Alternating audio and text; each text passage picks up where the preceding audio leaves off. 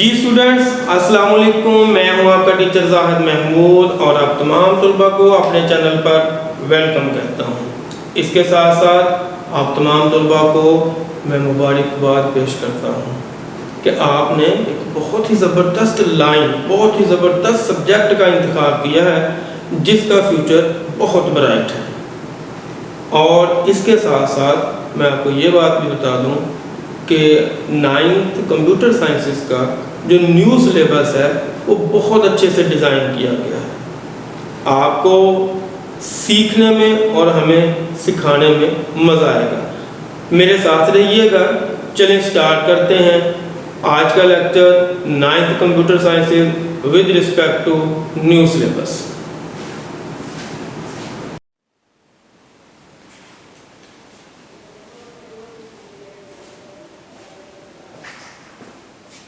जी students, अस्सलाम वालेकुम। मैं हूं आपका टीचर जाहिद महमूद। कैसे हैं जी आप? आज हम लोग कंप्यूटर साइंसेस में क्लाइंट और सर्वर के बारे में सीखेंगे कि ये क्लाइंट का कॉन्सेप्ट क्या है, किसको कहते हैं, और सर्वर क्या चीज़ है, किसको कहते हैं। तो हमारे कंप्यूटर नेटवर्क के यूनिट के अंदर यह हमारे रियल लाइफ में हमने ये बात डिस्कस की थी कि बहुत सारे नेटवर्क्स हैं। तो उस नेटवर्क्स का हमने एडवांटेजेस भी डिस्कस किए थे कि एक जो कंप्यूटर का नेटवर्क है उसके अंदर हम लोग डाटा और रिसोर्सेज को शेयर कर सकते हैं। अब ये डाटा और जो रिसोर्सेज शेयर करने हैं ये किसने करवाने हैं, कौन पहले कर सकता है। अब 10 एम्प्लॉयज में से 4-5 लोगों ने रिक्वेस्ट भेज दिया प्रिंट की, किसको पहले प्रिंट करके देना है, किसको बाद में प्रिंट करके देना है, तो कौन रिक्वेस्ट भेज रहा है, किसके पास भेज रहा है, ये सारी बातें जो हैं ये क्लाइंट और सर्वर की हैं। रिक्वेस्ट भेजने वाला क्लाइंट कहलाता है और रिक्वेस्ट को एक्सेप्ट करके उसके अगेंस्ट रिस्पॉन्स देने वाला सर्वर होता है। क्लाइंट जो है वो रिक्वेस्ट को इनिशिएट करता है और सर्वर जो है वो रिक्वेस्ट को एक्सेप्ट करके उसके अगेंस्ट सर्विसेज प्रोवाइड करता है। हमारे पास लेट्स से 10 कंप्यूटर्स हैं और हम लोग उन कंप्यूटर्स का नेटवर्क बनाना चाहते हैं। सब के सब कंप्यूटर्स जो हैं वो बिल्कुल सेम कॉन्फ़िगरेशन के हैं। वैसे नॉर्मली जो हमारा सर्वर होता है उसकी कॉन्फ़िगरेशन, उसकी स्पेसिफिकेशन एज कंपेयर टू दूसरे कंप्यूटर्स जिसको हम लोग क्लाइंट कंप्यूटर कहते हैं उनकी निस्बत इसकी स्पेसिफिकेशन बड़ी होती है, थोड़ा सा पावरफुल होता है। लेकिन बिल्कुल 10 कंप्यूटर्स हैं, उसमें से एक जो कंप्यूटर है वो थोड़ा सा हैवी है, उसकी स्पेसिफिकेशन अच्छी है, स्पीड उसकी अच्छी है, स्टोरेज कैपेसिटी उसकी बड़ी है। लेकिन जब तक हम लोग उसके ऊपर कोई एप्लीकेशन इंस्टॉल नहीं करेंगे for providing for making the server, तब तक वो सर्वर नहीं बनेगा, वो तब तक वो सिस्टम ही है, आम कंप्यूटर ही है। मींस कि कोई हार्डवेयर जो है, आम रूटीन में हम लोग ये बात करते हैं कि ये क्लाइंट कंप्यूटर है, ये जो है सर्वर कंप्यूटर है। Hardware is nothing. कंप्यूटर की जो एप्लीकेशन है वो किसी हार्डवेयर को क्लाइंट बना देती है और किसी को वो सर्वर बना देती है।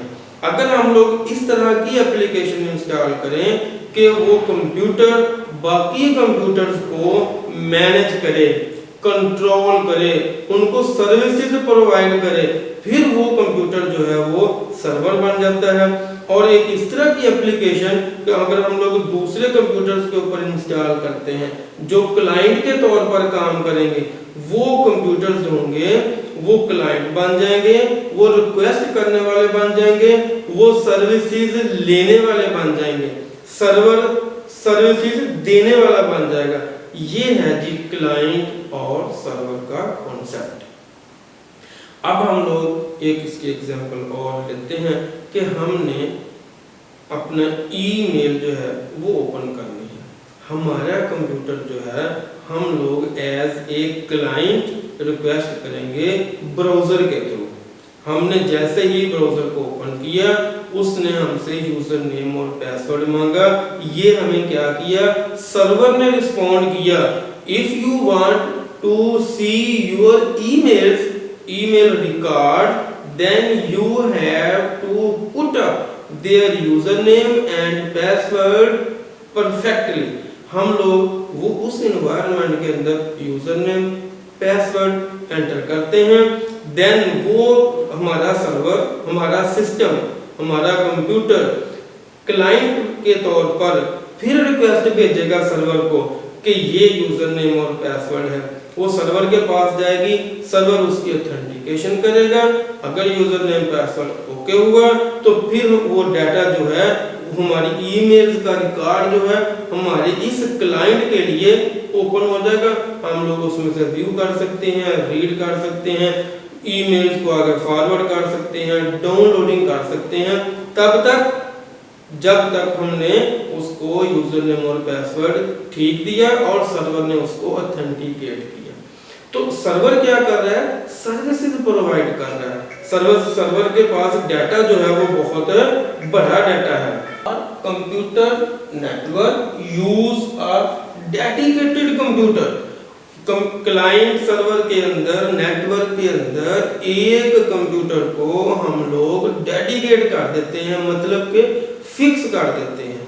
किस काम, वक्फ कर देते हैं, किस काम के लिए, वो सर्वर कहलाएगा। सर्वर कहलाएगा किस काम के लिए फिक्स करते हैं, हम लोग उसको फिक्स करते हैं फॉर स्टोर डाटा, मैनेज या provide resources, control the user access.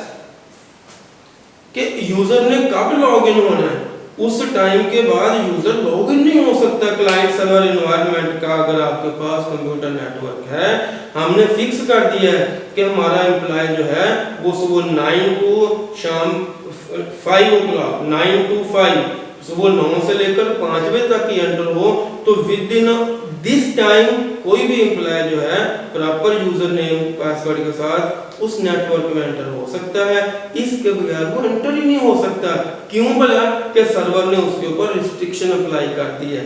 Server अब कंट्रोल करने वाला बन गया है, कंट्रोल यूजर एक्सेस। कौन सा क्लाइंट प्रिंट ले सकता है, कौन से क्लाइंट्स की राइट्स कौन कौन से हैं, ये सारी बातें उस मशीन का प्लेटफॉर्म प्रोवाइड करता है जिसके ऊपर हमने सर्वर एप्लीकेशन इंस्टॉल कर दी।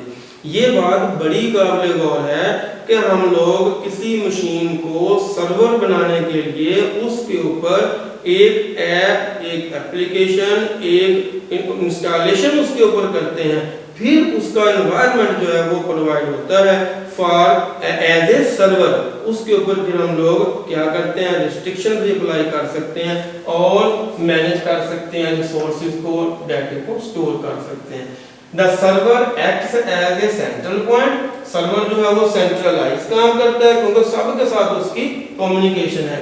ऑन द नेटवर्क में and the other computer which connects to the server are clients. उस सर्वर के अलावा जितने भी उसके साथ अटैच कंप्यूटर्स होंगे वो सारे के सारे क्या कहलाएंगे, क्लाइंट। इसकी एक डायग्राम अगर हम लोग देखें, ये मैंने एक सर्वर बनाया है, इसकी हार्ड डिस्क, ये हमने शो किया कि इसके पास हार्ड की स्पेस, स्टोरेज कैपेसिटी बहुत ज्यादा है। ये सर्वर कंप्यूटर है। ये सर्वर कंप्यूटर जो है ये ईमेल सर्वर भी हो सकता है, ये डेटाबेस सर्वर भी हो सकता है, प्रिंट सर्वर भी हो सकता है।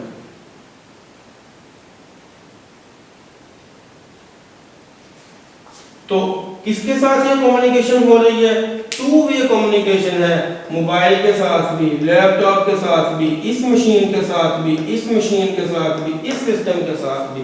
अब ये सर्वर क्या काम करेगा, इन सभी कंप्यूटर्स को, ये वाले क्लाइंट कंप्यूटर हैं, ये रिक्वेस्ट करने वाले हैं, ये सर्विसेज प्रोवाइड करने वाला है। अगर ये ईमेल सर्विसेज है तो ये इनको ईमेल्स, इनके रेलिवेंट ईमेल शो करवाएगा। अगर ये प्रिंट सर्वर है तो सबको ये प्रिंट की फैसिलिटी जो है वो प्रोवाइड करेगा और मैनेज भी करेगा, साथ साथ डाटा की शेयरिंग भी कर रहा है, रिसोर्स शेयरिंग भी हो रही है और उनको कंट्रोल भी कर रहा है। ये क्लाइंट सर्वर एनवायरनमेंट है। हम लोग इसके अंदर एक दो खास पॉइंट्स डिस्कस करते हैं। सर्वर जो है वो प्रोवाइड करता है सर्विसेज और क्लाइंट जो है वो गेट्स करता है सर्विसेज। ये बात हमने बार-बार डिस्कस की कि सर्वर सर्विसेज को प्रोवाइड करता है। अभी अभी मैंने एग्जांपल दी कि हमने यूजर नेम और पासवर्ड लिखा तो उसने हमें सर्विसेज कौन सी दी, हमारा ईमेल का रिकॉर्ड सारे का सारा शो करवा दिया। यहाँ पे अगर यूजर नेम अपना यूजर नेम और पासवर्ड करेक्ट देगा तो ये स्टोरेज कैपेसिटी अवेलेबल होगी, डाटा इसको अवेलेबल होगा, एप्लीकेशन जो नेटवर्क की होंगी वो इसको अवेलेबल होंगी। सर्वर प्रोवाइड करता है सर्विसेज और क्लाइंट क्या करता है, ये गेट करता है सर्विसेज। इसी तरह से क्लाइंट जो है वो initiate the request for services. Client शुरुआत करता है रिक्वेस्ट की, सर्विस की रिक्वेस्ट करता है, शुरुआत इस साइड से होती है।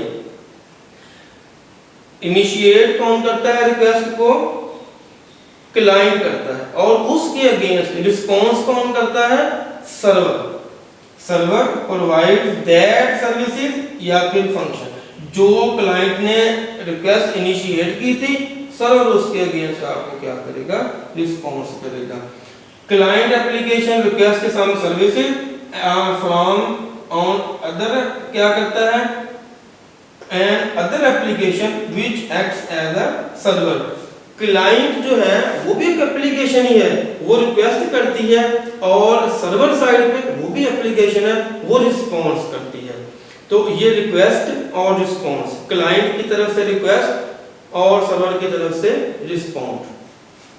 बिल्कुल इसी तरह से when we access a website, ये मैंने अभी भी आपको एग्जांपल दी है, we get contents on our screen which served by the server।